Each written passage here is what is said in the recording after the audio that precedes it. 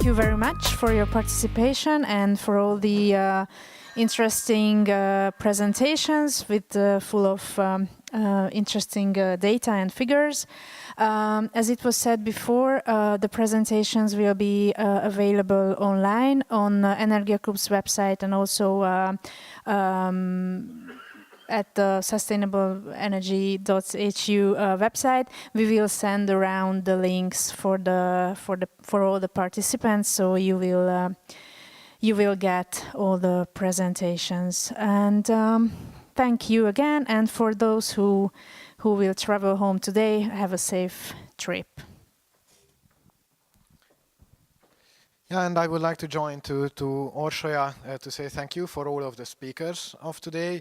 On behalf of myself, and this is a personal remark, I have to say that I learned a lot today, and a lot of experience were in the room in this discussion, which should be fruitfully used in further cooperation. And what is clear for me, that there is a need for a much stronger cooperation between the different countries of the region. What I see, that there is quite a cooperation between the Balkan countries and more understanding of each other's problem, partly because of historical reasons, partly I don't know why, but there is a kind of cooperation. But I believe that we should widen the scope of this cooperation to the Central and Eastern European countries, including Hungary, Czech Republic, Slovakia, Poland, but also Romania and Bulgaria. And what I can tell to you as a member of the European Parliament, that there are some initiatives also in the European Parliament to build up a network for pushing the region for a sustainable energy system and an energy policy. And I believe that finally, where we have really to overcome the obstacles, it's not technology, it's not infrastructure, it's not the mind of the people, but it's the political resistance, the political rejection because of different reasons, and corruption was mentioned, just old school energy experts behind the governments must be mentioned. Some economic interests were already mentioned, that even some Western European companies which behave in Germany or Denmark in a way, they behave in a completely different way when they arrive to the region, and they still try to squeeze out some profit from old school energy policies followed by the local governments.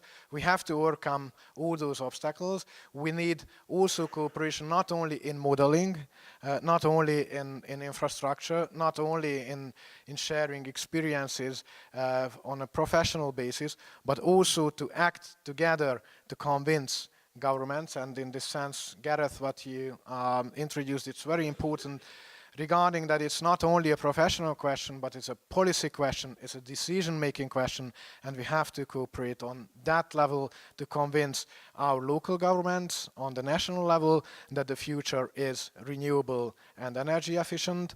And also we have to cooperate on the European level to convince European decision makers that they have a role in convincing those states in the region to choose this direction, because I agree with József Fejler, who mentioned that you have two choices.